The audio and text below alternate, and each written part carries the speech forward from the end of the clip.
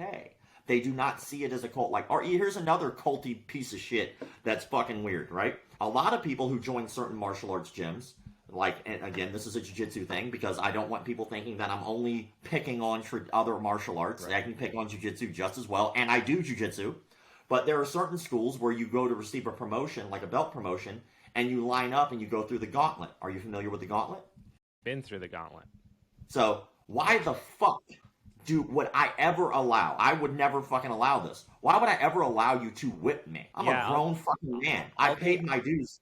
Check this. So I have an interesting reflection about this because I've also seen people not do it. I've seen people not do it. I've seen the social pressure around it. So my original, where I very first started, didn't do it. So I just didn't know. It was kind of like your education thing, right? I just didn't know that was a thing.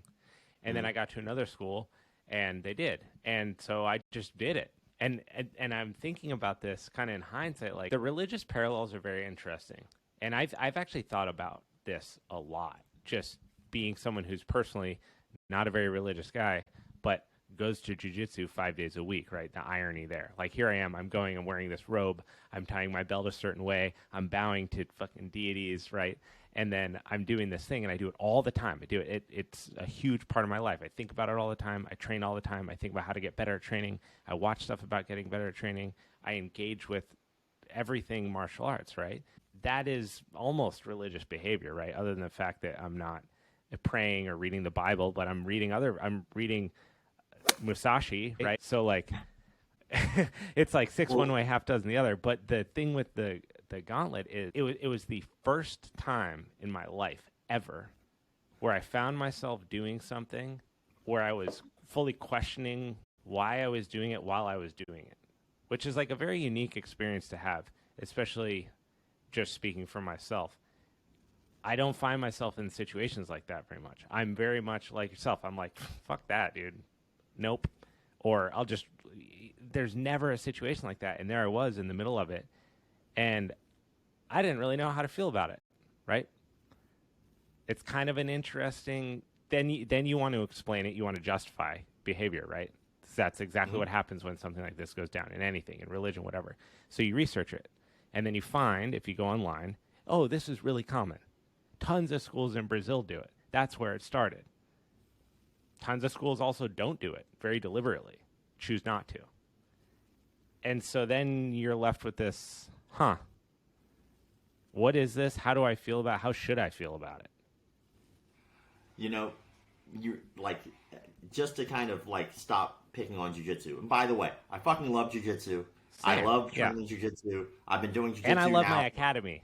Yeah, man. I've been doing jiu-jitsu for a decade now. I'm very mediocre at it. I'm working on becoming better every day. But at the end of the day, those are the reason I bring up those examples for cult-like behaviors, because a lot of times in martial arts, people assume that because of the art that they are kind of safe from the behavior. You're not.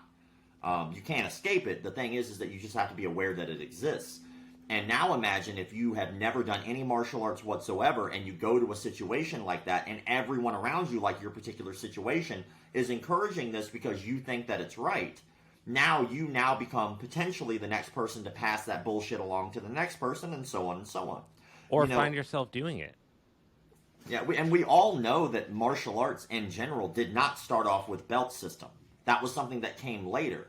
So when people say, well, this is very traditional. No, it is a tradition, but that doesn't mean that that's how it started off on day one. That's how this is done. And as we understand about humanity in general, we evolve past bullshit as we spot it as bullshit. I mean, we could be doing shit for decades, millennia, and then one day we'll all wake up as a group and go, fuck, we were doing that? Well, maybe we should just stop doing that thing, you know? Well, and honestly, we can call a spade as two people that practice jiu-jitsu and obviously love it, or love martial arts, and are going to keep doing this for a long time. The belt system, because of the variance in skills, are you a purple belt? Are you a purple belt competitor? Are you a purple belt pro competitor? Are you a purple belt 25-year-old? Are you, are you purple belt and you're 50? The belts it's not what it's about, and you find that out really quickly, because if you're doing this still, you don't care about it.